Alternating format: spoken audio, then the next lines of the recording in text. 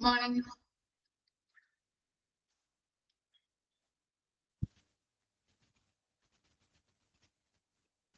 Okay, നമ്മള് ഇപ്പോ കഴിഞ്ഞ ക്ലാസ്സിൽ എടുത്ത് നിർത്തിയത് റിസീവിംഗ് ഏരിയ മുതലാണ് അല്ലെ. ഏരിയ വരെയാണ് നമ്മൾ എടുത്തത്. എടുക്കാനുള്ളതാണ് ക്ലീനിങ് ഏരിയ. ഓക്കെ, ജസ്റ്റ് നോക്കാം. Functional areas at CSST. First one പറയുന്നത് receiving area, second one cleaning area, packing area, sterilisation area, storage area, last one ആണ് ഡിസ്ട്രിബ്യൂഷൻ ഏരിയ. റിസീവിംഗ് ഏരിയയിൽ നമ്മൾ എന്തൊക്കെയാ പറഞ്ഞത്? റിവൈസ് ചെയ്തേ. റിസീവിംഗ് ഏരിയയില്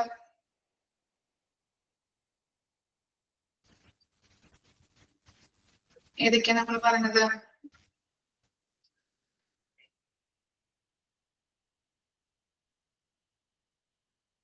എന്തൊക്കെയാ പറഞ്ഞ?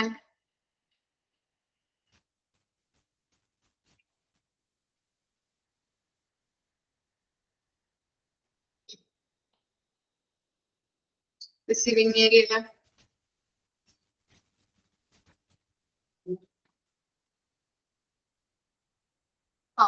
എന്താണ്? ഓരോ ഡിപ്പാർട്ട്മെന്റിൽ നിന്നും കൊണ്ടുവരുന്ന ഐറ്റംസ് നമ്മൾ റിസീവ് ചെയ്ത് വെക്കുന്നുണ്ട് അല്ലെ. ആ റിസീവ് ചെയ്ത് വെക്കുമ്പോ അവിടെ എന്താണ് എന്താണ് എക്യുപ്മെന്റ്സില് ബ്ലഡ് ഉണ്ടാവും, ബോഡി ഫ്ലൂയിഡ്സ് ഒക്കെ ഉണ്ടാവും. അപ്പൊ എന്ത് ചെയ്യുന്നുണ്ട്? അതാത് ഡിപ്പാർട്ട്മെന്റിൽ നിന്നും ഓപ്പറേഷൻ തിയേറ്ററിലാണെങ്കിൽ ആ ഡിപ്പാർട്ട്മെന്റിൽ വെച്ച് തന്നെ എന്ത് ചെയ്യുന്നുണ്ട്? സോഡിയം ഹൈപ്പോക്ലോറിക് സൊല്യൂഷൻ ഉപയോഗിച്ചുകൊണ്ട് അത് ക്ലീൻ ചെയ്യുന്നു.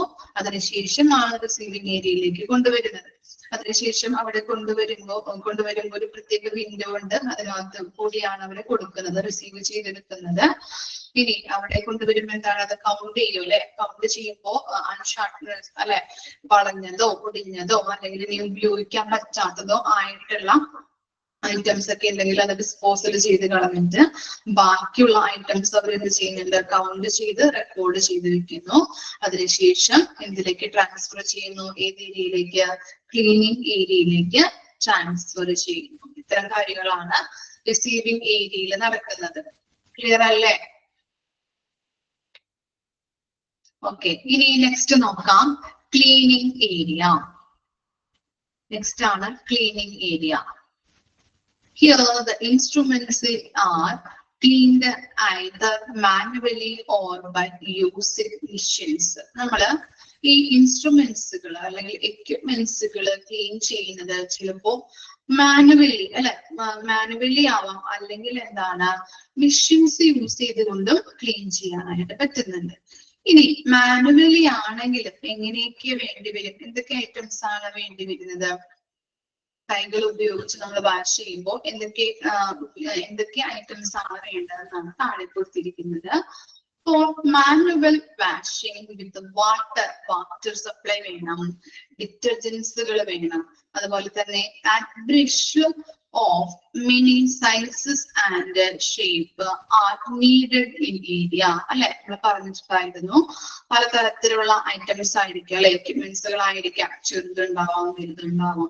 അപ്പൊ പല രീതിയിൽ സൈസുകൾ, ചിലപ്പോൾ ചെറിയ ബ്രഷ് ഉപയോഗിച്ച് കഴുകേണ്ടതുണ്ടാവാം, വലിയ രീതിയിലുള്ള ബ്രഷുകൾ ഉപയോഗിച്ച് കഴുകേണ്ടതുണ്ടാവാം.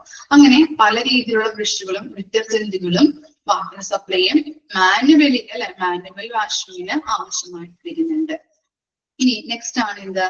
Ultrasonic washer is A machine which is used for cleaning surgical tools. Underline ചെയ്യാം. എന്താണ് അൾട്രാസോണിക് വാഷർ എന്ന് പറഞ്ഞാല്? ഒരു മെഷീൻ ആണ് അല്ലെ.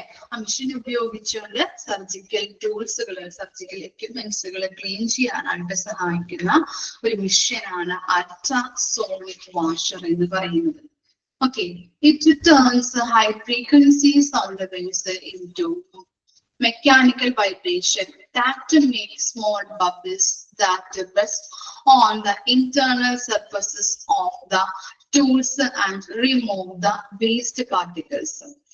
After the tools are washed, they are tried into the oven dryer and transferred to packing area.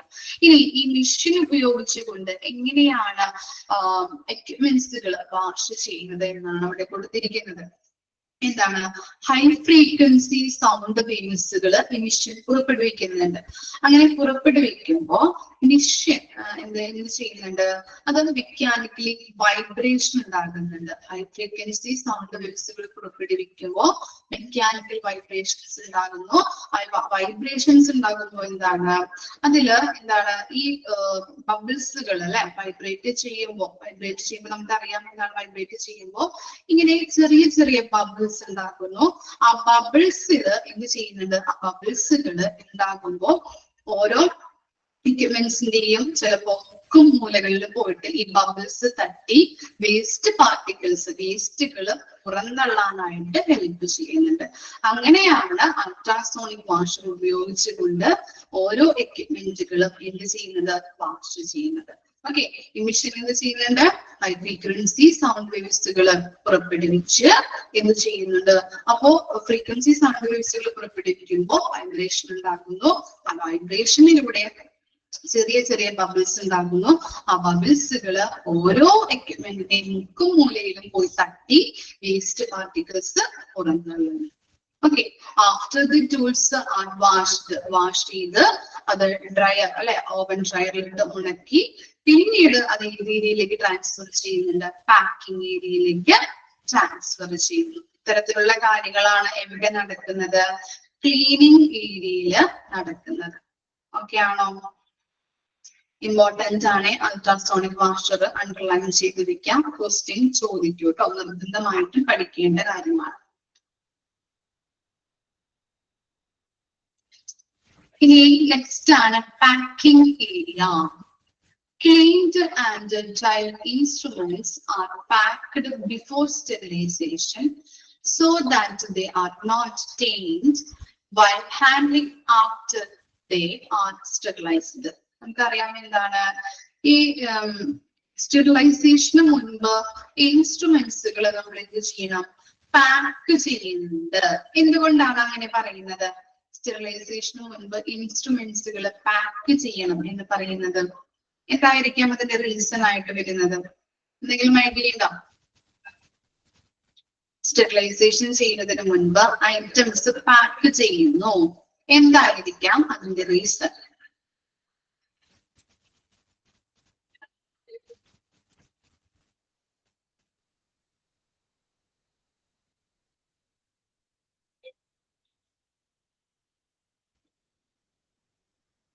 എന്തായിരിക്കാം?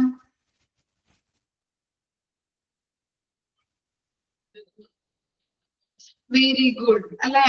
നമ്മൾ എന്താണ് ഈ സ്റ്റെറിലൈസേഷൻ ചെയ്ത് കഴിഞ്ഞിട്ടാണ് ഐറ്റംസുകൾ പാക്ക് ചെയ്യുന്നതെങ്കിൽ നമ്മളെ കൈ കൊണ്ടൊക്കെ പിടിക്കുമ്പോ എന്താണ് അത് അണുക്കൾ ഉണ്ടാവാൻ സാധ്യതയുണ്ട് അല്ലെ. ആ ഐറ്റത്തിലേക്ക് അണുക്കള് പടർന്നു പിടിക്കാനായിട്ട് സാധ്യതയുണ്ട്.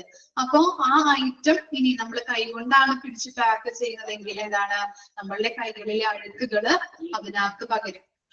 ഇനി അത് ആളുകൾക്ക് യൂസ് ചെയ്യുമ്പോൾ എന്താണ് അവർക്ക് ഇൻഫെക്ഷൻ ഉണ്ടാവാൻ സാധ്യതയുണ്ട് അല്ലെ. അതുകൊണ്ടാണ് പറയുന്നത് എന്ത്, സ്റ്റെറിലൈസേഷന് മുൻപ് ഐറ്റംസ് നമ്മൾ എന്ത് ചെയ്യണം, പാക്ക് ചെയ്യണം. എന്നിട്ട് മാത്രമേ സ്റ്റെറിലൈസേഷൻ ചെയ്യാനായിട്ട് പാടുള്ളൂ. Most of the items are packed in trays which are covered with a double layer of cotton cloth paper. Envelopes are also available. Effective but costly plastic bags are used for ETO sterilization. Stealing machine is used. അപ്പൊ നമ്മൾ പഠിച്ചിട്ടുണ്ടായിരുന്നു എന്താണ്, രണ്ട് രീതിയിൽ നമ്മൾക്ക് sterilisation ചെയ്യാന്ന്. ഏതൊക്കെയാണ് അറിയാൻ പറ്റുമോ? അറിയുന്നുണ്ടോ? വായിച്ചിട്ടുണ്ടെങ്കിൽ അറിയാൻ പറ്റും. ഏതൊക്കെ രീതിയിലാണ് നമ്മൾ സ്റ്റെറിലൈസേഷൻ ചെയ്യുന്നത്? സ്റ്റീം സ്റ്റെറിലൈസേഷൻ, അതുപോലെ തന്നെ കെമിക്കൽ ഗ്യാസ് വഴിയും സ്റ്റെറിലൈസേഷൻ ചെയ്യാൻ നമ്മൾ ഇതിൽ പഠിച്ചിട്ടുണ്ടായിരുന്നു. ഇതിന് മുമ്പത്തെ പോർഷനിൽ പഠിച്ചിട്ടുണ്ടായിരുന്നു, ഓർക്കുന്നുണ്ടോ? എവിടെ? ഇവിടെ കണ്ടോ എന്താണ്? Sterilization must be arranged for auto cleaning by steaming as well as gas. Steam ഉപയോഗിച്ചും അതുപോലെ ഗ്യാസ് ഉപയോഗിച്ചിട്ടും ഐറ്റംസ് നമുക്ക് എന്ത് ചെയ്യാൻ പറ്റും? സ്റ്റെറിലൈസേഷൻ ചെയ്യാൻ പറ്റും. അതിനെ കുറിച്ചുള്ള കാര്യങ്ങളാണ് അവിടെ പഠിക്കുന്നത്.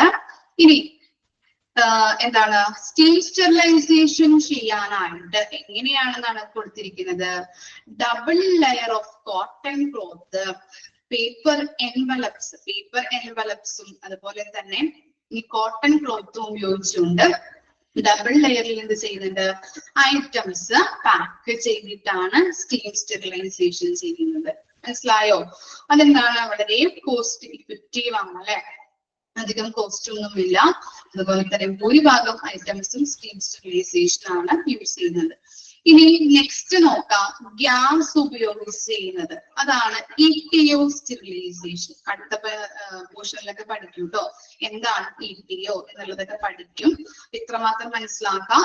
ETO സ്റ്റെറിലൈസേഷൻ എന്ന് പറഞ്ഞാൽ എന്താണ്, വളരെ കോസ്റ്റ്ലി ആണ്.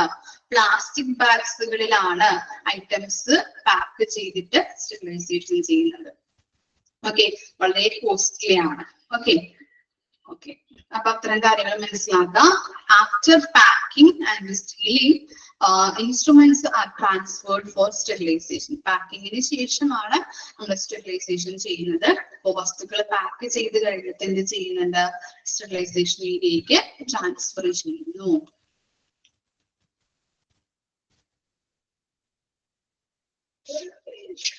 ഓക്കെ,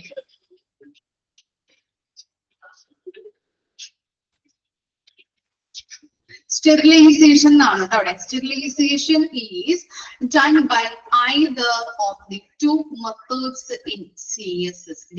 ഏതൊക്കെയാണ് സ്റ്റെറിലൈസേഷൻ ഉപയോഗിക്കുന്ന മെത്തേഡ്സ് എന്ന് പറയുന്നത് നമ്മൾ പറഞ്ഞിട്ടുണ്ടായിരുന്നു.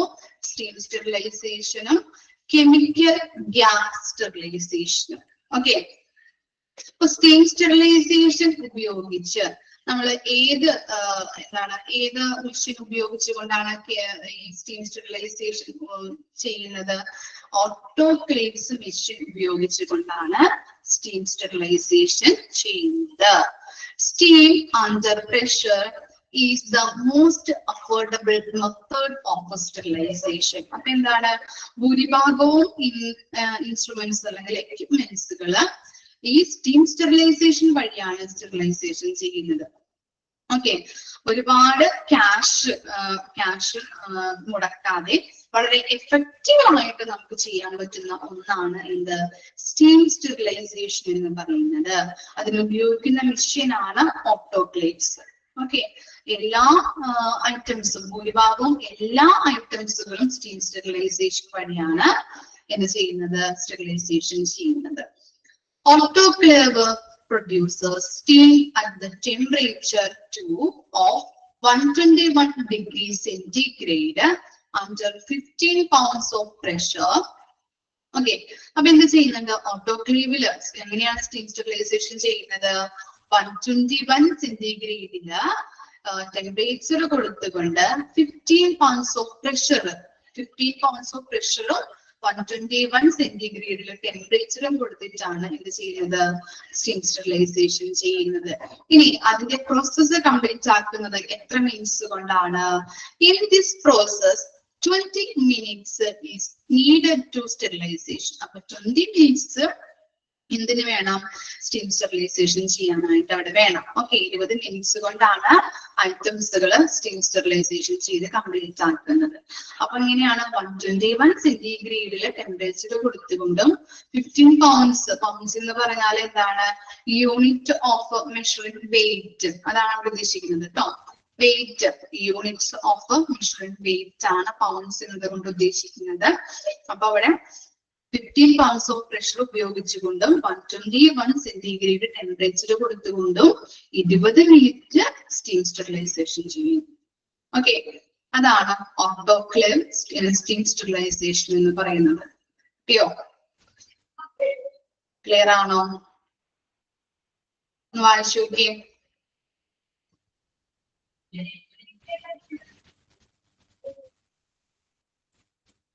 വായിച്ചു നോക്കാം കേട്ടോ. നമ്മൾ ഇത് തുടങ്ങിയെടുത്തത് cleaning area, packing area and sterilization ഏരിയയിലെ ഓട്ടോക്ലേവ്സ്, സ്റ്റീം സ്റ്റെറിലൈസേഷൻ വരെ ജസ്റ്റ് ഒന്ന് വായിച്ചു നോക്കാം.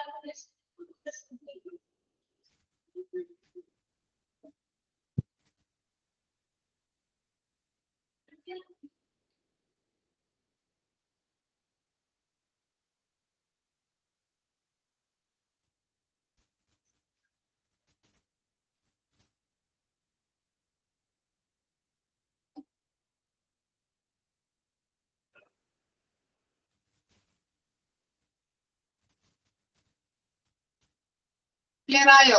ഓട്ടോക്ലേവ്സ് വരെ നെക്സ്റ്റ് നോക്കാം കേട്ടോ.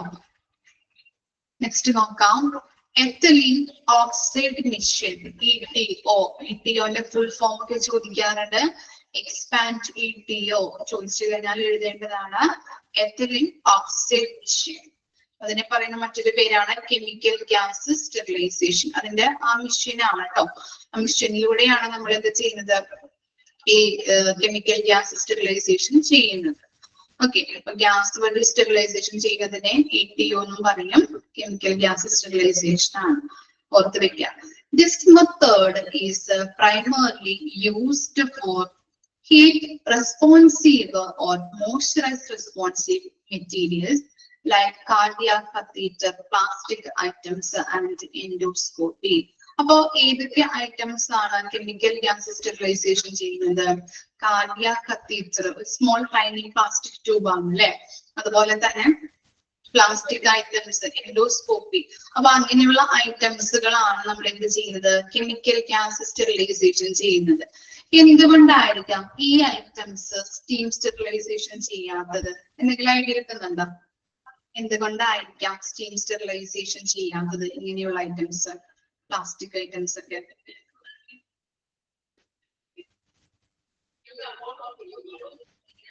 എന്തുകൊണ്ടാവാം?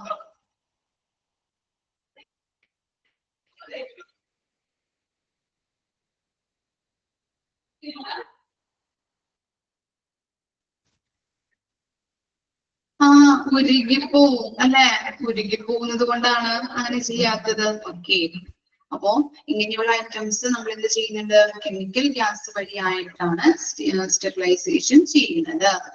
It is a costly mission. നമ്മൾ പഠിച്ചല്ലേ സ്റ്റെറിലൈസേഷൻ, പാക്കിംഗ് ഏരിയയിൽ പഠിച്ചു. കെമിക്കൽ ഗ്യാസ് സ്റ്റെറിലൈസേഷൻ എന്താണ്, കോസ്റ്റ്ലി ആണ് അല്ലെ, വളരെ ഇഫക്റ്റീവ് ആണ്, ബട്ട് എന്താണ്, വളരെ കോസ്റ്റ്ലി ആണ്.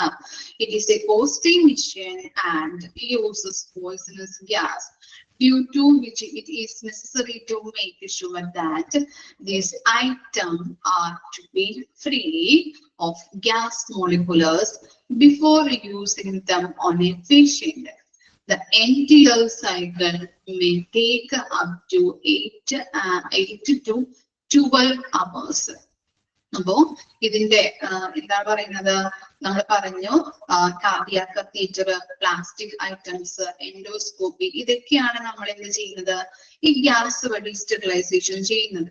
അപ്പോ ഇത് വളരെ കോസ്റ്റ്ലിയുമാണ്. അതുപോലെ തന്നെ എന്താണ്, uses poisonous gas. Poisonous gas ഉപയോഗിച്ചുകൊണ്ടാണ് ഇങ്ങനെ സ്റ്റെറിലൈസേഷൻ ചെയ്യുന്നത്. അങ്ങനെ സ്റ്റെറിലൈസേഷൻ ചെയ്ത് കഴിയുമ്പോൾ ഐറ്റംസില് ഗ്യാസിന്റെ, നമ്മൾ പറഞ്ഞു പോയിസണസ് ഗ്യാസ് ആണ് അല്ലെ, അപ്പം ആ പേഷ്യൻസിനും ഈ ഐറ്റംസ് യൂസ് ചെയ്യുമ്പോൾ ഗ്യാസ് മോളിക്യുലേഴ്സിന്റെ ഒരു അംശം പോലും ഇല്ല എന്ന് ഉറപ്പ് വരുത്തിയിട്ട് വേണം ഐറ്റംസ് പേഷ്യൻസിന് യൂസ് ചെയ്യാനായിട്ട്. ഓക്കെ, എന്താണ് കെമിക്കൽ ഗ്യാസ് ആയതുകൊണ്ടാണ്. അപ്പൊ അത് വളരെ ശ്രദ്ധിക്കേണ്ടത് അത്യാവശ്യമാണ്. ഇനി അതുപോലെ തന്നെ അതിന്റെ ആ സൈക്ലിക് പീരീഡ്, സ്റ്റെറിലൈസേഷൻ പീരീഡ് കഴിയുന്ന അവേഴ്സ് എത്രയാണെന്നാണ് പറയുന്നത്, 8 to 12 hours. അപ്പൊ നമുക്ക് നോക്കാം, സ്റ്റീം സ്റ്റെറിലൈസേഷൻ 20 minutes ആണ്. അതിനെ അപേക്ഷിച്ച് കെമിക്കൽ ഗ്യാസ് ആകുമ്പോൾ എന്താണ്, ഇത് വളരെ എന്താണ് ടൈം അല്ലെ, ടൈം എടുക്കുന്നുണ്ട്. അതുപോലെ തന്നെ വളരെ കോസ്റ്റ്ലിയുമാണ്. ഓക്കെ, ഓർത്ത് വെക്കാം കേട്ടോ. ഇനി ഒരു കാര്യവും കൂടി പറയുന്നുണ്ട്. സി എന്താണ്, ഫ്ലാഷ് സ്റ്റെറിലൈസർ. ഓക്കെ, നമ്മൾ രണ്ട് കാര്യങ്ങളാണ് നേരത്തെ പഠിച്ചത്. ഇതൊന്നും ഓർത്ത് വെക്കാം, ഇതും ഇമ്പോർട്ടന്റ് ആണ്. ഓരോന്നിന്റെയും ചിത്രങ്ങളും പിക്ചേഴ്സുകളും അവിടെ കൊടുത്തിട്ടുണ്ട്. എന്താണ് ഫ്ലാഷ് സ്റ്റെറിലൈസർ നോക്കാം. The machine is largely used in OT for emergency purposes. Operation തിയേറ്ററില് എമർജൻസി പർപ്പസിന് വേണ്ടിയിട്ട് യൂസ് ചെയ്യുന്ന മെഷീനെയാണ് നമ്മൾ പറയുന്നത് എന്ത്, flash sterilizer. This is a special type of autoclave that has very short sterilization cycle, about 3 to 2 weeks, owing to its ability to raises the temperature to 132 degrees centigrade. അപ്പൊ എന്താണ് നമ്മൾ പറയുന്നത്, എമർജൻസി പർപ്പസിന് വേണ്ടി ഓപ്പറേഷൻ തിയേറ്ററുകളിൽ ഉപയോഗിക്കുന്ന steriliser ആണ് flash steriliser എന്ന് പറയുന്നത് അല്ലെ. അതിന്റെ എന്താണ് അതിന്റെ ആ സ്റ്റെറിലൈസേഷൻ ടൈം എന്ന് പറയുന്നത് എത്രയാണ്, വളരെ ചുരുക്കം ഷോർട്ട് പീരീഡിൽ നമുക്ക് എന്ത് ചെയ്യാം, സ്റ്റെറിലൈസേഷൻ സൈക്കിൾ കഴിഞ്ഞ് നമുക്ക് വീണ്ടും ഉപയോഗിക്കാനായിട്ട് പറ്റും. 3 to 2 minutes ആണ്. നമുക്ക് എന്താണ് 132 ഡിഗ്രി ടെമ്പറേച്ചറിൽ ടെമ്പറേച്ചർ കൂട്ടിക്കൊടുത്തുകൊണ്ട് നമുക്ക് ഐറ്റംസ് സ്റ്റെറിലൈസേഷൻ ചെയ്ത് വളരെ പെട്ടെന്ന് തന്നെ ഓപ്പറേഷൻ തിയേറ്ററിൽ ഉപയോഗിക്കാൻ പറ്റുന്ന ഒന്നാണ് എന്ത്, ഫ്ലാഷ് സ്റ്റെറിലൈസർ എന്ന് പറയുന്നത്. അത് ഉപയോഗിക്കുന്നതിന്റെ കാരണം ഞാൻ പറയാം. ഇപ്പൊ ഒരു പേഷ്യൻസിന് ഏതെങ്കിലും ഒരു എക്യുപ്മെന്റ് ഉപയോഗിച്ച് ഒരു ഇൻസ്ട്രുമെന്റ് ഉപയോഗിച്ച് ഇനി ചിലപ്പോൾ എന്താണ് അപ്പോ തന്നെ അത് ഉപയോഗിക്കേണ്ട ആവശ്യം വരുന്നുണ്ടെങ്കിൽ, ആ പേഷ്യൻസിന് തന്നെ അപ്പോ തന്നെ ഉപയോഗിക്കേണ്ട ആവശ്യം വന്നാൽ എന്താണ്, ചിലപ്പോൾ അത് ഡേറ്റി ആവാം അല്ലെ, ബോഡി ഫ്ലൂയിഡ് ഉണ്ടാവാം, അല്ലെങ്കിൽ ബ്ലഡ് ഉണ്ടാവാം. അപ്പൊ നമ്മൾ എന്ത് ചെയ്യുന്നുണ്ട്, ഓപ്പറേഷൻ തിയേറ്ററിൽ നിന്നും CSDക്ക് കൊണ്ടുവന്ന സ്റ്റെറിലൈസ് ചെയ്ത് അത് ഡിപ്പാർട്ട്മെന്റിലേക്ക് ഡിസ്ട്രിബ്യൂട്ട് ചെയ്യുമ്പോൾ എന്താണ്, ടൈം എടുക്കും ഇല്ലേ. അപ്പൊ അതിന് വേണ്ടിയിട്ട് അപ്പോൾ തന്നെ അവിടെ ആ പേഷ്യൻസിനെ യൂസ് ചെയ്ത് വന്നു കഴിഞ്ഞാല് ഉപയോഗിക്കുന്ന മെഷീനാണ് എന്ത്, ഫ്ലാഷ് സ്റ്റെറിലൈസർ എന്ന് പറയുന്നത്. മനസ്സിലായോ? അപ്പൊ അതിനു വേണ്ടി മാത്രം, എമർജൻസി പർപ്പസിന് വേണ്ടി മാത്രം ഉപയോഗിക്കുന്ന, എവിടെ, ഓപ്പറേഷൻ തിയേറ്ററില് എമർജൻസി പർപ്പസിന് വേണ്ടി മാത്രം ഉപയോഗിക്കുന്ന മെഷീനാണ് ഫ്ലാഷ് സ്റ്റെറിലൈസർ. കിട്ടിയോ? 3 കാര്യങ്ങളാണ് നമ്മൾ പറഞ്ഞത്. ഓട്ടോക്ലേവിംഗ്, ETO സ്റ്റെറിലൈസേഷൻ അല്ലെ, കെമിക്കൽ ഗ്യാസ് സ്റ്റെറിലൈസേഷൻ പറഞ്ഞു, ഫ്ലാഷ് സ്റ്റെറിലൈസേഷൻ പറഞ്ഞു, സ്റ്റെറിലൈസർ. ഓക്കെ, വായിച്ചു നോക്കാം കേട്ടോ. 3ന്റെ പിക്ചർ ഒന്ന് ജസ്റ്റ് ഒന്ന് നോക്കാം. പിക്ചേഴ്സിന്റെ ഒന്നും വരില്ല, ജസ്റ്റ് ഒന്ന് നോക്കി വെച്ചാൽ മതി കേട്ടോ. അതുപോലെ എന്തൊക്കെയാണ് അതിൽ കൊടുത്തിരിക്കുന്നത് എന്നുള്ളത് പഠിച്ചു നിർബന്ധമായിട്ട് വെക്കാം. 3 വളരെ വളരെ ഇമ്പോർട്ടന്റ് ആണ്. വായിച്ചു വെക്കാം കേട്ടോ, വായിച്ചു നോക്കാം.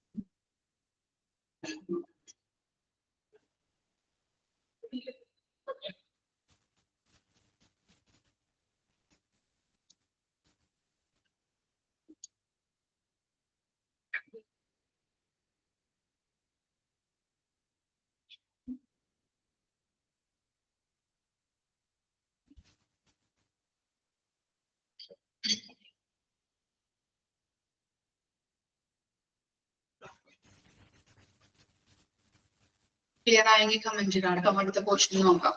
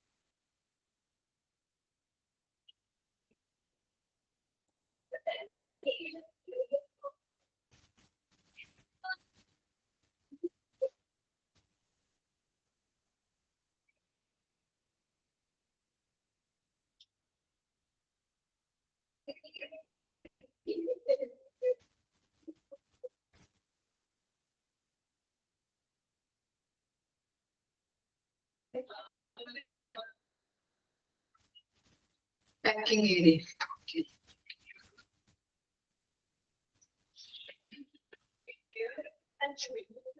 പാക്കിംഗ് ഏരിയ എന്ന് പറയുമ്പോൾ നമ്മൾ സ്റ്റെറിലൈസേഷന് മുൻപ് ഐറ്റംസ് പാക്ക് ചെയ്ത് വെക്കും. എന്തുകൊണ്ടാണ് അങ്ങനെ പറയുന്നത്? ഐറ്റംസ് പാക്ക് ചെയ്ത് വെക്കണമെന്ന്, സ്റ്റെറിലൈസേഷന് മുൻപ് ഐറ്റംസ് പാക്ക് ചെയ്ത് വെക്കണമെന്ന് പറയാനായിട്ടുള്ള കാരണം നമ്മൾ കൈ കൊണ്ട് എടുത്ത് വെക്കുമ്പോൾ എന്താണ്, കയ്യിൽ കഴുക്കല്ലേ, അവിടെ വർക്ക് ചെയ്യുന്ന ആളുകളുടെ അണുക്കള് അതിലേക്ക് പകരാനായിട്ട് സാധ്യതയുണ്ട്. അതുകൊണ്ടാണ് പറയുന്നത് സ്റ്റെറിലൈസേഷന് മുൻപ് ഐറ്റംസ് പാക്ക് ചെയ്യുന്നത്. ഓക്കെ, ഇനി രണ്ട് രീതിയിലാണ് നമ്മൾ സ്റ്റെറിലൈസേഷൻ ചെയ്യുന്നത്. എന്താണ്? സ്റ്റീം സ്റ്റെറിലൈസേഷനും ഉണ്ട്, അതുപോലെ കെമിക്കൽ ഗ്യാസ് സ്റ്റെറിലൈസേഷനും ഉണ്ട്. സ്റ്റീം സ്റ്റെറിലൈസേഷൻ ചെയ്യുമ്പോൾ ഐറ്റംസ് എങ്ങനെയാണ് പാക്ക് ചെയ്യുന്നത്? കോട്ടൺ ക്ലോത്തും അതുപോലെ തന്നെ പേപ്പർ എൻവലപ്സും ഉപയോഗിച്ചിട്ട് ഡബിൾ ലെയറിൽ റാപ്പ് ചെയ്തിട്ട് അങ്ങനെയാണ് ഐറ്റംസ് പാക്ക് ചെയ്യുന്നത്. അതെന്താണ്? വളരെ കോസ്റ്റ് അഫോർഡബിൾ ആയിരിക്കും ഇതിൽ വരുമ്പോൾ സ്റ്റീം സ്റ്റെറിലൈസേഷൻ ചെയ്യുമ്പോൾ. ഇനി അതുപോലെ തന്നെ കെമിക്കൽ ഗ്യാസ് ഇറ്റിയോ സ്റ്റെറിലൈസേഷൻ അല്ലെങ്കിൽ കെമിക്കൽ ഗ്യാസ് സ്റ്റെറിലൈസേഷൻ എന്ന് പറയുമ്പോൾ വളരെ കോസ്റ്റ്ലി ആണ്, പക്ഷെ വളരെ എഫക്റ്റീവ് ആയിട്ട് സ്റ്റെറിലൈസേഷൻ ചെയ്യാൻ പറ്റും. എഫക്റ്റീവ് ആയിരിക്കും, പക്ഷെ വളരെ കോസ്റ്റ്ലി ആണ്. അതെങ്ങനെയാണ് നമ്മൾ ഐറ്റംസ് പാക്ക് ചെയ്യുന്നത്? പ്ലാസ്റ്റിക് ബാഗുകളിലാക്കിയിട്ടാണ് ഐറ്റംസ് പാക്ക് ചെയ്യുന്നത്. ഓക്കെ, അങ്ങനെ ഐറ്റംസ് പാക്ക് ചെയ്തിട്ട് എന്താണ്, after packing, the stealing and the instruments are transferred to sterilization area. Items pack ചെയ്ത് വെച്ചിട്ട് sterilization ഏരിയയിലേക്ക് ട്രാൻസ്ഫർ ചെയ്യുന്നു. അതാണ് പാക്കിംഗ് ഏരിയയിൽ നടക്കുന്നത്. ഓക്കെ ആണോ? ഇനി നെക്സ്റ്റ് നോക്കാം കേട്ടോ. സ്റ്റോറേജ് ഏരിയ നോക്കാം. സ്റ്റെറിലൈസേഷൻ ഏരിയ കഴിഞ്ഞു. ഇനി ഐറ്റംസ് നമ്മൾ സ്റ്റോർ ചെയ്തിട്ട് ഡിസ്ട്രിബ്യൂട്ട് ചെയ്ത് കൊടുക്കും അല്ലെ. ആ പ്രോസസ് ഒന്ന് മനസ്സിൽ ഓർത്ത് വെക്കാം കേട്ടോ. നോക്കാം. After sterilisation the items are professionally stocked in the cleaned rack from where they are issued to the user department. അപ്പൊ എന്താണ്, നമ്മള് സ്റ്റെറിലൈസേഷൻ കഴിഞ്ഞതിന് ശേഷം ഐറ്റംസ് നമ്മൾ എന്ത് ചെയ്യുന്നുണ്ട്? താൽക്കാലികമായിട്ട്, പ്രൊഫഷണലി എന്ന് പറഞ്ഞാല് താൽക്കാലികമായിട്ട് ഐറ്റംസ് ക്ലീൻ റാക്കിലാണ് സ്റ്റോർ ചെയ്ത് വെക്കുന്നത്. അവിടെ ഒരു പ്രിൻസിപ്പിള് പറയുന്നുണ്ട്. അടുത്തതാണ് അവിടെ കൊടുത്തിരിക്കുന്നത്. നോക്കി, ഫസ്റ്റ് ഇൻ ഫസ്റ്റ് ഔട്ട്. ഇപ്പോ കേട്ടിട്ടുണ്ടോ ആരെങ്കിലും? ബികോം ഒക്കെ പഠിച്ചിട്ടുണ്ടെങ്കിൽ ഐഡന്റിഫൈ ചെയ്യാൻ പറ്റും. FIFO, first in first out, is the principle to follow in the replacement of the sterile in keeping demand of the department. അപ്പൊ അവിടെ ഒരു പ്രിൻസിപ്പിൾ സ്റ്റോറേജ് ഏരിയയിൽ ഒരു പ്രിൻസിപ്പിൾ ഫോളോ ചെയ്യുന്നുണ്ട്. ഏതാണ്? First in first out. എന്താണ് അത് ഉദ്ദേശിക്കുന്നത്? ഏത് ഡിപ്പാർട്ട്മെന്റിൽ നിന്നാണോ ഐറ്റംസ് ഫസ്റ്റ് ആയിട്ട് കൊണ്ടുവന്നത്, ആ ഐറ്റംസ് എന്ത് ചെയ്യുന്നുണ്ട്? ക്ലീൻ ആക്കി അണുവിമുക്തമാക്കിയിട്ട് ഫസ്റ്റ് ആ ഡിപ്പാർട്ട്മെന്റിൽ തന്നെ ഡിസ്ട്രിബ്യൂട്ട് ചെയ്യുന്നു. ഏത് ഡിപ്പാർട്ട്മെന്റിൽ നിന്നാണോ ആദ്യം കൊണ്ടുവരുന്നത് അവർക്ക് തന്നെ ആദ്യം ഡിസ്ട്രിബ്യൂട്ട് ചെയ്ത് കൊടുക്കുന്നു. അതാണ് ഫസ്റ്റ് ഇൻ ഫസ്റ്റ് ഔട്ട്. മനസ്സിലായോ? ഫസ്റ്റ് കൊണ്ടുവന്നിരിക്കുന്നത് ഇതിൽ നിന്നാണോ, എവിടെ നിന്നാണോ അവർക്ക് തന്നെ അത് ക്ലീൻ ആക്കി അണുവിമുക്തമാക്കിയിട്ട് ഫസ്റ്റ് ഡിസ്ട്രിബ്യൂട്ട് ചെയ്ത് കൊടുക്കുന്നു. അതാണ് first in first out principle പറയുന്നത്. ക്ലിയർ ആയോ? ഓക്കെ, ഇമ്പോർട്ടന്റ് ആണ് കേട്ടോ. First in first out. FIFO അതിന്റെ എക്സ്പാൻഡ് ഫോം ചോദിക്കാറുണ്ട്. First in first out. ഇനി നെക്സ്റ്റ് ആണ് ഡിസ്ട്രിബ്യൂഷൻ ഏരിയ. ഐറ്റംസ് സ്റ്റോർ ചെയ്ത് കഴിഞ്ഞു അല്ലെ, എന്ത് ചെയ്യുന്നുണ്ട്? ഡിസ്ട്രിബ്യൂട്ട് ചെയ്ത് കൊടുക്കണം. അപ്പോ നോക്കാം, distribution area. It should be away from the accepting area and must be have must have a window with a counter എന്ന് പറഞ്ഞിട്ടുണ്ടായിരുന്നു അല്ലെ.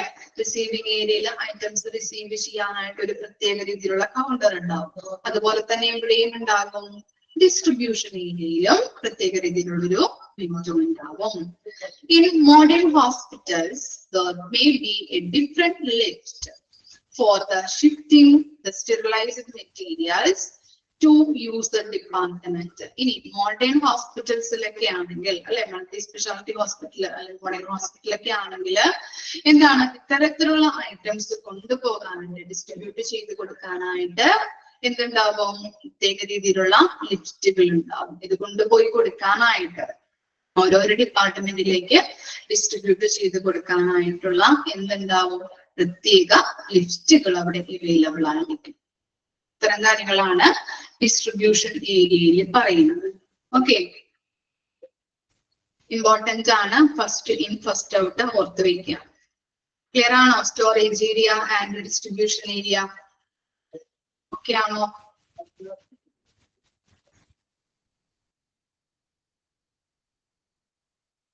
വായിച്ചു നോക്കാട്ടോ.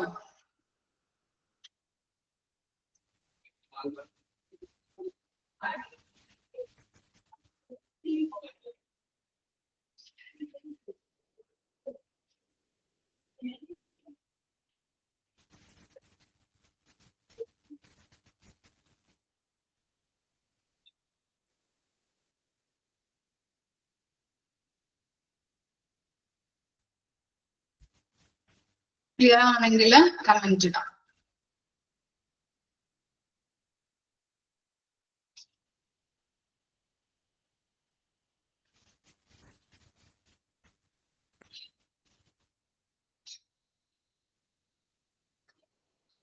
Okay, next ആണ് ഇത് quality indicators used in CSST. നമ്മള് ആക്സിഡന്റ് എമർജൻസി പഠിച്ചല്ലേ, ഇതിനു മുൻപ് ഈ ചാപ്റ്ററിന് മുൻപ് ആക്സിഡന്റ് ആൻഡ് എമർജൻസി ഡിപ്പാർട്ട്മെന്റ് പഠിച്ചു.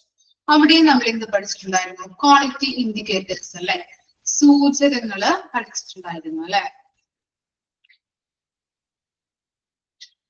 എന്ത് പഠിച്ചിട്ടുണ്ടായിരുന്നു? ക്വാളിറ്റി ഇൻഡിക്കേറ്റേഴ്സ്, സൂചകങ്ങൾ, അവിടെ ക്വാളിറ്റി ചെക്ക് ചെയ്യാനായിട്ടുള്ള സൂചകങ്ങൾ പഠിച്ചിട്ടുണ്ടായിരുന്നു. അതുപോലെ തന്നെയാണ് എന്ത് ക്വാളിറ്റി ഇൻഡിക്കേറ്റേഴ്സ് എന്തിലുണ്ട്? നമ്മുടെ ഈ CSST ഡിപ്പാർട്ട്മെന്റിലും ഉണ്ട്. ഓക്കെ, അപ്പൊ ഫസ്റ്റ് 3 രീതിയിലാണ് ഇത് ചെയ്യുന്നത്, ക്വാളിറ്റി ചെക്ക് ചെയ്യുന്നത്. ഓക്കെ, CSST നടക്കുന്ന ആ പ്രോസസ്സ്, അവിടെ ആ മെഷീൻസ് കറക്റ്റ് ആയിട്ടാണോ പ്രവർത്തിക്കുന്നത് എന്ന് നോക്കാനായിട്ടാണ് നമ്മൾ ഇങ്ങനെയുള്ള സൂചകങ്ങള് ഉണ്ടാക്കിയിരിക്കുന്നത്. നമുക്ക് നോക്കാം. 3 കാര്യങ്ങളാണ്. മെക്കാനിക്കൽ ഇൻഡിക്കേറ്റേഴ്സ് ഉണ്ട്, കെമിക്കൽ ഇൻഡിക്കേറ്റേഴ്സ് ഉണ്ട്, ബയോളജിക്കൽ ഇൻഡിക്കേറ്റേഴ്സ് ഉണ്ട്. മെക്കാനിക്കൽ ഇൻഡിക്കേറ്റേഴ്സ് എന്ന് പറയുമ്പോൾ ഏത് ഉപയോഗിച്ചിട്ടായിരിക്കാം ക്വാളിറ്റി ചെക്ക് ചെയ്യുന്നത്? ആ വാക്കിൽ തന്നെയുണ്ടല്ലോ, ഐഡന്റിഫൈ ചെയ്യാൻ പറ്റുന്നുണ്ടോ നോക്കിയേ. മെക്കാനിക്കൽ ഇൻഡിക്കേറ്റേഴ്സ് എന്ത് ഉപയോഗിച്ചിട്ടാവാം അവിടെ ക്വാളിറ്റി ചെക്ക് ചെയ്യുന്നത്?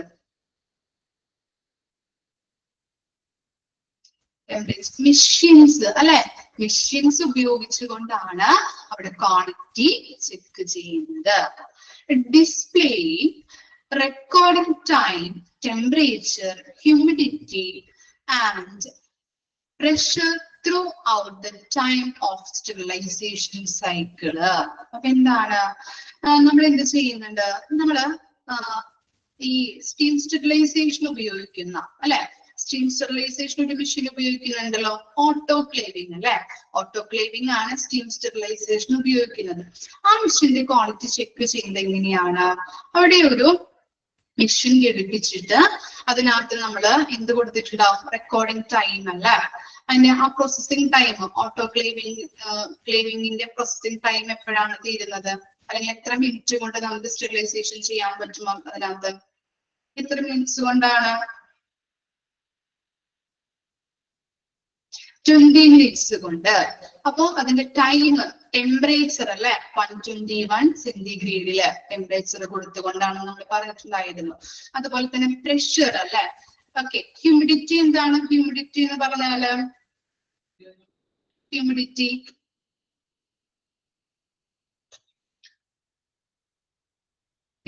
മീനിങ് എന്താ? സാന്ദ്രത. ഓക്കെ, അപ്പോ ഇവിടെ പറയുന്നത് എന്താണ്? ഇങ്ങനെ ഈർപ്പം. ഓക്കെ ഓക്കെ, ഈർപ്പം എന്ന് പറയാം കേട്ടോ. അപ്പോ അവിടെ പറയുന്നത് എന്താണ്? നമ്മള് ഇങ്ങനെ മെഷീൻസ്, മെക്കാനിക്കൽ ഇൻഡിക്കേറ്റേഴ്സിൽ ഇങ്ങനെയാണ് നമ്മൾ ആ സൂചകങ്ങൾ ഉപയോഗിച്ചുകൊണ്ട് നമ്മൾ പറഞ്ഞു ഓട്ടോക്ലേവ്സിൽ ഒരു മെഷീൻ ഘടിപ്പിച്ചിട്ട് അതിന്റെ ആ ടൈം നമ്മൾ സെറ്റ് ചെയ്യും. അതുപോലെ ടെമ്പറേച്ചർ, അതുപോലെ പ്രഷർ അല്ലെ, 15 ounces ഓഫ് പ്രഷർ ആണ് അവിടെ നമ്മൾ കൊടുത്തിരിക്കുന്നത്. അത് ഉപയോഗിച്ചുകൊണ്ട് ആ പ്രഷർ നമ്മൾ എല്ലാ കാര്യങ്ങളും റെക്കോർഡ് ചെയ്തുകൊണ്ട് കറക്റ്റ് ടൈമിൽ അത് പ്രോസസ്സിംഗ് കഴിയുന്നുണ്ടോ എന്നുള്ളത് ചെക്ക് ചെയ്യുന്നു. ഇനി 20 minutes ആണെന്ന് പറഞ്ഞ് ഓട്ടോക്ലേവ്സിൽ ആ പ്രോസസ്സിംഗ് ടൈം പൂർത്തിയാക്കുന്നത്. ഇനി 80 minutes കൊണ്ട് ആ മിഷൻ അത് പൂർത്തിയാക്കി കഴിഞ്ഞാൽ, സ്റ്റെറിലൈസേഷൻ പ്രോസസ്സ് കഴിഞ്ഞെങ്കിൽ നമുക്ക് എന്ത് നമുക്ക് മനസ്സിലാക്കാൻ പറ്റും? അതിൽ നിന്ന് ക്വാളിറ്റി ഉണ്ടോ അല്ലെങ്കിൽ ക്വാളിറ്റി ഇല്ല എന്ന് മനസ്സിലാക്കാനായിട്ട് പറ്റും. ആണോ? ക്വാളിറ്റി ഉണ്ട് അല്ലെങ്കിൽ ക്വാളിറ്റി ഇല്ല, എന്തായിരിക്കും അഭിപ്രായം നിങ്ങളുടെ? 18 minutes കൊണ്ടാണ് ആ പ്രോസസ്സ് അത് കംപ്ലീറ്റ് ആക്കി കഴിഞ്ഞതെങ്കിൽ അതിന് ക്വാളിറ്റി ഉണ്ടോ അല്ലെങ്കിൽ ഇല്ലയോ? Yes or no? ആ മിഷന് ക്വാളിറ്റി ഉണ്ടോ? ക്വാളിറ്റിയോടെയാണോ പ്രവർത്തിക്കുന്നത്? ഇല്ല. കാരണം എന്താണ്? നമ്മൾ പഠിച്ചിട്ടുണ്ടായിരുന്നു അല്ലെ, സ്റ്റെറിലൈസേഷൻ പ്രോസസ്സ് അല്ലെ, ഓട്ടോക്ലേവിംഗ് മിഷന്റെ സ്റ്റെറിലൈസേഷൻ പ്രോസസ്സ് എങ്ങനെയാണ് നടക്കുന്നത്? 20 minutes കൊണ്ടാണ് അത് കംപ്ലീറ്റ് ആക്കുന്നത്. അപ്പോ ആ ക്വാളിറ്റി ചെക്ക് ചെയ്യുമ്പോൾ 18 minutes കൊണ്ടാണ് അത് കംപ്ലീറ്റ് ആക്കിയതെങ്കിൽ ആ മിഷൻ ക്വാളിറ്റിയോടെല്ല പ്രവർത്തിക്കുന്നതെന്ന് മനസ്സിലാക്കാനായിട്ട് പറ്റും. ഓക്കെ, ക്ലിയർ ആയോ? മെക്കാനിക്കൽ ഇൻഡിക്കേറ്റേഴ്സ് ഓട്ടോക്ലേവ് മെഷീനിൽ ഒരു മെഷീൻ ഘടിപ്പിച്ച് അതിന്റെ ക്വാളിറ്റി ചെക്ക് ചെയ്യുകയാണ് ചെയ്യുന്നത്. ഓക്കെ, അപ്പൊ അതിന്റെ റെക്കോർഡിംഗ് ടൈം, ടെമ്പറേച്ചർ ഇതൊക്കെ സെറ്റ് ചെയ്തിട്ടാണ് നമ്മൾ എന്ത് ചെയ്യുന്നത്? ആ പ്രോസസ്സിംഗ് നടത്തുന്നത്. ഇനി ആ പ്രോസസ്സിംഗ് നടക്കുന്നത് നമുക്കറിയാം 20 minutes കൊണ്ടാണ്, കറക്റ്റ് ആയിട്ട് 20 minutes കൊണ്ടാണ് അത് പൂർത്തിയാക്കുന്നത്. 18 minutes കൊണ്ട് ആ മിഷൻ അത് പൂർത്തിയാക്കി കഴിഞ്ഞിട്ടുണ്ടെങ്കിൽ ഓട്ടോക്ലേവ്സ് ക്വാളിറ്റിയോടെയല്ല പ്രവർത്തിക്കുന്നതെന്ന് മനസ്സിലാക്കാനായിട്ട് പറ്റും. ക്ലിയർ ആണോ? അതാണ് മെക്കാനിക്കൽ ഇൻഡിക്കേറ്റേഴ്സ് എന്ന് പറയുന്നത്. ഓക്കെ, ഇനി നെക്സ്റ്റ് ആണ് കെമിക്കൽ ഇൻഡിക്കേറ്റേഴ്സ്. നോക്കാം. കണ്ടോ? ഇവിടെ കണ്ടോ? നിങ്ങൾ ചിത്രങ്ങൾ കൊടുത്തിരിക്കുന്നത് കണ്ടോ? കെമിക്കൽ, അതിന്റെ ആരോ മാർക്ക് പോയിരിക്കുന്നത് എവിടേക്കാണ്? ഇതിനെ പറയുന്ന പേരെന്താണെന്ന് അറിയോ? സ്ട്രിപ്സ്. സ്ട്രിപ്സ് എന്നാണ് ഇതിനെ പറയുന്ന, ഈ ചിത്രത്തിനെ പറയുന്ന പേര് കേട്ടോ. കെമിക്കൽ ആരോ മാർക്ക് ശ്രദ്ധിക്കുക കേട്ടോ. ഓക്കെ, സ്ട്രിപ്സ് ഉപയോഗിച്ചുകൊണ്ടാണ് നമ്മൾ കെമിക്കൽ ഇൻഡിക്കേറ്റേഴ്സിന്റെ ക്വാളിറ്റി ചെക്ക് ചെയ്യുന്നത്. നോക്കാം. All chemical indicators are designed to react to physical conditions inside the sterilizing chamber. This confirms that the autoclaves or steam sterilizer is working. There are many types of chemical indicators. ഈ point നിങ്ങളുടെ PDF ഉണ്ടോ? Text ബുക്കിൽ ഉണ്ടോ? Last point there are ഇല്ല.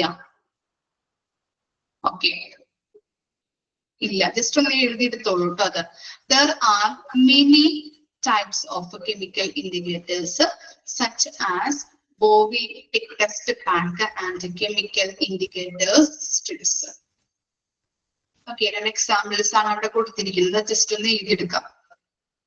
Chemical indicator strips എന്ന് പറഞ്ഞാലാണ് ഇവിടെ കൊടുത്തിരിക്കുന്ന ആ സ്ട്രിപ്സ്, അതാണ് ഒരു ഉദാഹരണം. ഓക്കെ, ഇനി നെക്സ്റ്റ് പറയുന്നത് ബോവി ടിക് ടെസ്റ്റ് പാക്ക്. ഇത് എന്താണെന്നുള്ളത് മിസ് പറഞ്ഞു തരാം. എഴുതിയിട്ട് കഴിഞ്ഞാൽ പറയാം കേട്ടോ, എക്സ്പ്ലെയിൻ ചെയ്തു തരാനായിട്ടാണ്.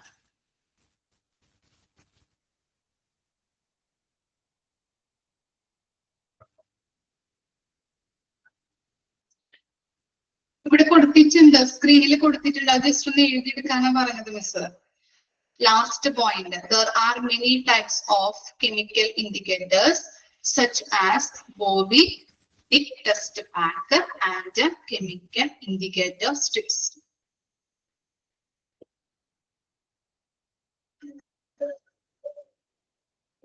എഴുതി. ഓക്കെ, അപ്പോ കെമിക്കൽ ഇൻഡിക്കേറ്റേഴ്സ് എന്ന് പറഞ്ഞാൽ നമ്മൾ പഠിച്ചു എന്താണ്? ആ സ്ട്രിപ്സ് അല്ലെങ്കിൽ ആ കെമിക്കൽസ് അല്ലെ, സ്ട്രിപ്സ് ഉപയോഗിച്ചുകൊണ്ട് ക്വാളിറ്റി ചെക്ക് ചെയ്യുന്നതാണ്. അവിടെ ചിത്രം കണ്ടില്ലേ, ഏറോ മാർക്ക് ശ്രദ്ധിക്കുക. അതിനെ പറയുന്നതാണ് എന്ത്, സ്ട്രിപ്സ് എന്ന് കേട്ടോ. കെമിക്കൽ ഏറോ മാർക്ക് അവിടെ കൊടുത്തിട്ടുണ്ട് കേട്ടോ. ഓക്കെ, അപ്പൊ കെമിക്കൽ സ്ട്രിപ്സുകൾ യൂസ് ചെയ്തുകൊണ്ടാണ് മെഷീന്റെ ക്വാളിറ്റി ചെക്ക് ചെയ്യുന്നത്. കെമിക്കൽസ് ഞാൻ പറഞ്ഞല്ലേ, ഓക്കെ, കെമിക്കൽസ് ആ സ്ട്രിപ്സുകൾ യൂസ് ചെയ്തുകൊണ്ടാണ് ഇവിടെ എന്ത് ചെക്ക് ചെയ്യുന്നത്, മെഷീന്റെ ക്വാളിറ്റി ചെക്ക് ചെയ്യുന്നത്.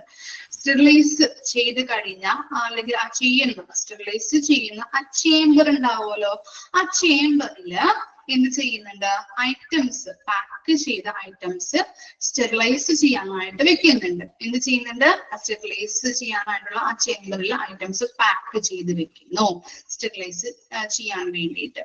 ഇനി ആ പാക്ക് ചെയ്ത ഐറ്റംസിന്റെ പുറത്ത് എന്ത് ചെയ്യുന്നുണ്ട്, ഈ സ്ട്രിപ്സുകള്, കെമിക്കൽ സ്ട്രിപ്സ് കണ്ടില്ലേ നിങ്ങള്, ഈ സ്ട്രിപ്സുകള് ഒട്ടിച്ചു വെക്കും. മനസ്സിലായോ?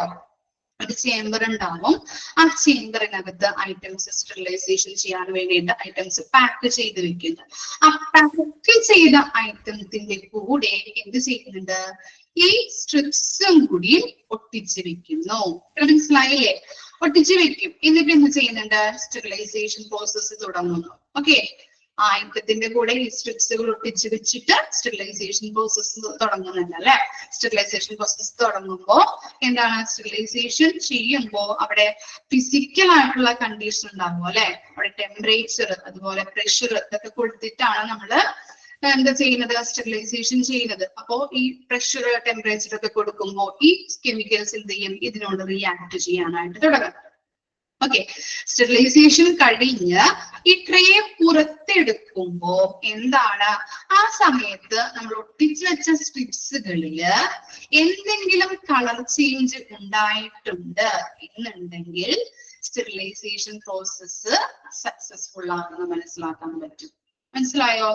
സ്റ്റെറിലൈസേഷൻ ആ പ്രോസസ്സ് കഴിഞ്ഞ് ആ പാക്കറ്റുകൾ അല്ലെ, പാക്ക് ചെയ്ത് വെച്ചിരിക്കുന്ന ഐറ്റംസുകള് പുറത്തെടുക്കുമ്പോ അതിന്റെ പുറത്ത് നമ്മൾ സ്ട്രിപ്സുകൾ ഒട്ടിച്ചിട്ടുണ്ടായിരുന്നില്ലേ, ആ സ്ട്രിപ്സുകളിൽ എന്തെങ്കിലും കളർ ചേഞ്ച് ഉണ്ടോ എന്ന് നോക്കി കഴിഞ്ഞിട്ട് ഉണ്ടെങ്കിൽ, കളർ ചേഞ്ചുകൾ വന്നിട്ടുണ്ടെങ്കിൽ സ്റ്റെറിലൈസേഷൻ പ്രോസസ്സ് സക്സസ്ഫുൾ ആണെന്ന് മനസ്സിലാക്കാനായിട്ട് പറ്റും.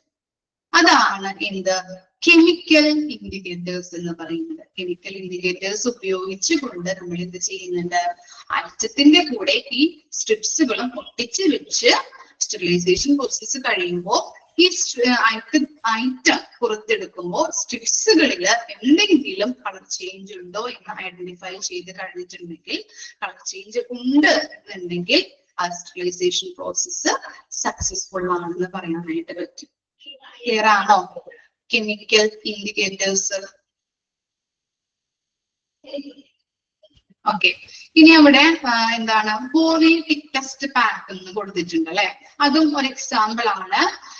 ഇത് പറഞ്ഞിട്ടുണ്ടെങ്കിൽ എന്താണ്, ഐറ്റം വെക്കില്ല, ഇൻസ്ട്രുമെന്റ്സുകൾ അല്ലെങ്കിൽ എക്യുപ്മെന്റ്സുകൾ അവിടെ വെക്കില്ല. സ്റ്റെറിലൈസേഷൻ പ്രോസസ്സിന് എന്ത് ചെയ്യുന്നുണ്ട്, ആ മെഷീൻ അത് കറക്റ്റ് ആണോ എന്ന് ചെക്ക് ചെയ്യാൻ വേണ്ടിയിട്ടാണ്. അപ്പൊ എന്ത് ചെയ്യുന്നുണ്ട്, ഒരു പാക്കറ്റുകളാണ് ഇത്. ബോബി ടിക് ടെസ്റ്റ് പാക്ക് എന്ന് പറഞ്ഞാൽ ഒരു പാക്കറ്റുകളാണ്.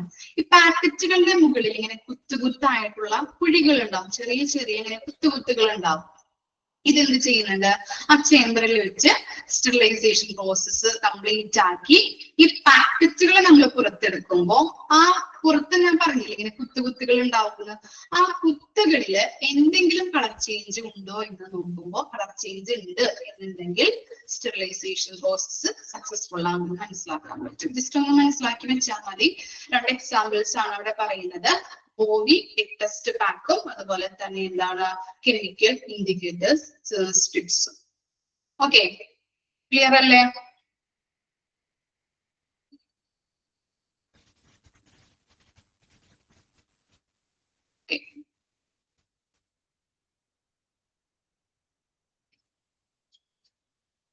ഓക്കെ, ഇനി നെക്സ്റ്റ് ആണ് ബയോളജിക്കൽ ഇൻഡിക്കേറ്റേഴ്സ്. നോക്കാം. Biological indicators are also known in the name of bioindicators. Correct അല്ലേ അവിടെ? ഓക്കെ, കറക്റ്റ് ആണ് എന്നാണ് എന്റെ വിശ്വാസം. കറക്റ്റ് ആക്കിയിട്ടുണ്ടായിരുന്നു. ബയോ ഇൻഡിക്കേറ്റേഴ്സ് എന്ന് പറയുന്നുണ്ട്. ഇനി they living creatures such as microorganisms. Okay, ജീവനുള്ള ഒരു ഇതാണ് മൈക്രോ ഓർഗാനിസംസ് ആണത്. Used to inform sterilization performance to verify the sterilization procedure, display the sterilization effect of the production process, etc. ഇവിടെ പറയുന്നത് ഈ ബയോളജിക്കൽ ഇൻഡിക്കേറ്റേഴ്സിനെ പറയുന്ന മറ്റൊരു പേരാണ് ബയോ ഇൻഡിക്കേറ്റേഴ്സ് എന്ന് പറയുന്നത്. അണ്ടർലൈൻ ചെയ്ത് വെക്കാം കേട്ടോ. ബയോ ഇൻഡിക്കേറ്റേഴ്സ് നിങ്ങൾ കണ്ടോ? അവിടെ ചിത്രം കൊടുത്തിരിക്കുന്നത് നോക്കിയേ.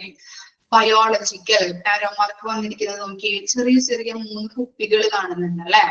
ഓക്കെ, അതിൽ എന്തുണ്ടാവും? മൈക്രോ ഓർഗാനിസംസ് ആണ് ഉണ്ടാകുന്നത്. ഓക്കെ, ജീവനുള്ള അല്ലെ ലിവിങ് ക്രീച്ചേഴ്സ് ആണ് അതിനകത്ത് ഉണ്ടാകുന്നത്.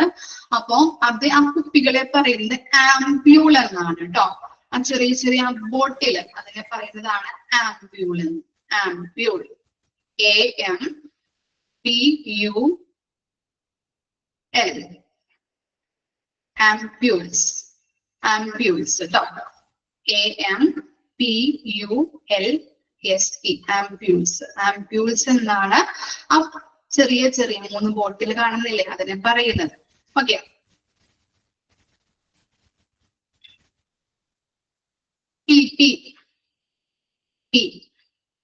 Okay, AMPULSE.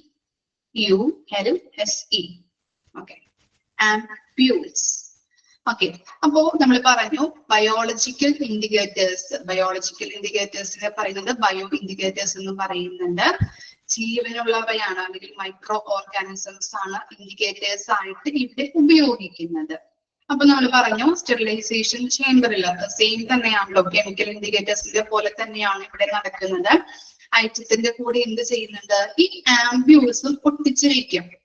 എന്നിട്ടാണ് സ്റ്റെറിലൈസേഷൻ പ്രോസസ്സ് ചെയ്യുന്നത്. ആ പ്രോസസ്സ് ചെയ്ത് കഴിഞ്ഞ് കംപ്ലീറ്റ് ആക്കി ഐറ്റംസുകളെ നമ്മൾ പുറത്തേക്ക് എടുക്കുമ്പോ ഈ ആംബ്യൂൾസിൽ എന്തെങ്കിലും കളർ ചേഞ്ച് ഉണ്ട് എന്നുണ്ടെങ്കിൽ എന്താണ്? അത് സക്സസ്ഫുൾ ആണെന്ന് നമുക്ക് പറയാൻ പറ്റും. ഓക്കെ, അതാണ് ബയോളജിക്കൽ ഇൻഡിക്കേറ്റേഴ്സ്. അപ്പൊ ബയോളജിക്കൽ ഇൻഡിക്കേറ്റേഴ്സിനെ പറയുന്ന മറ്റൊരു പേരാണ് ബയോ ഇൻഡിക്കേറ്റേഴ്സും. അതുപോലെ തന്നെ മൈക്രോ ഓർഗാനിസംസ് ആണ് ജീവനുള്ള അല്ലെങ്കിൽ ജീവനുള്ള ജീവികൾ. അതുപോലെ തന്നെ അല്ലെങ്കിൽ എന്താണ് മൈക്രോ ഓർഗാനിസംസ് ആണ് ഇൻഡിക്കേറ്റേഴ്സ് ആയിട്ട് ഇവിടെ ഉപയോഗിക്കുന്നത്. ഓക്കെ, നമ്മൾ കെമിക്കൽ ഇൻഡിക്കേറ്റേഴ്സിൽ ഉപയോഗിച്ച അല്ലെങ്കിൽ അവിടെ പറഞ്ഞിരിക്കുന്ന സെയിം കണ്ടന്റ് തന്നെയാണ് ഇവിടെയും. അവിടെ സ്ട്രിപ്സുകൾ, ഇവിടെ ആംബ്യൂൾസ് ആണ് ഒട്ടിച്ചു വെക്കുന്നത്. അങ്ങനെ സ്റ്റെറിലൈസേഷൻ പ്രോസസ്സ് കഴിയുമ്പോൾ ഐറ്റത്തിന്റെ കൂടെ ആംബ്യൂൾസും ഒട്ടിച്ചു വെച്ചിട്ടുണ്ടാവും. ഒട്ടിച്ചു വെച്ച് കഴിഞ്ഞ് സ്റ്റെറിലൈസേഷൻ പ്രോസസ്സ് കഴിഞ്ഞ് ആ ഐറ്റംസുകൾ നമ്മൾ പുറത്തെടുക്കുമ്പോൾ ആംബ്യൂൾസിൽ എന്തെങ്കിലും കളർ ചേഞ്ച് ഉണ്ട് എന്നുണ്ടെങ്കിൽ ആ മെഷീൻ സക്സസ്ഫുൾ ആണെന്ന് നമുക്ക് പറയാനായിട്ട് പറ്റും. ഓക്കെ, ഇത്തരം കാര്യങ്ങളാണ് quality indicators used in CSD പറയുന്നത്. ഓക്കെ, വായിച്ചു നോക്കി. ഇത്രയും ഭാഗങ്ങളാണ് മിസ് എടുക്കുന്നത്. ഒന്ന് വായിച്ചു നോക്കാം.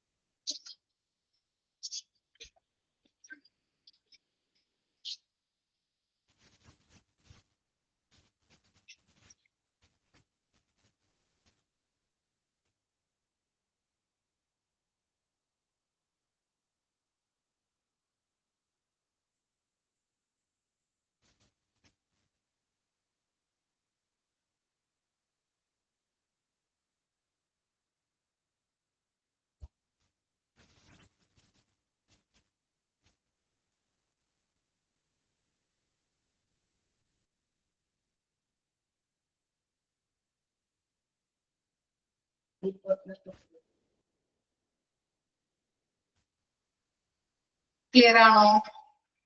ഇത്രയും ഭാഗങ്ങള്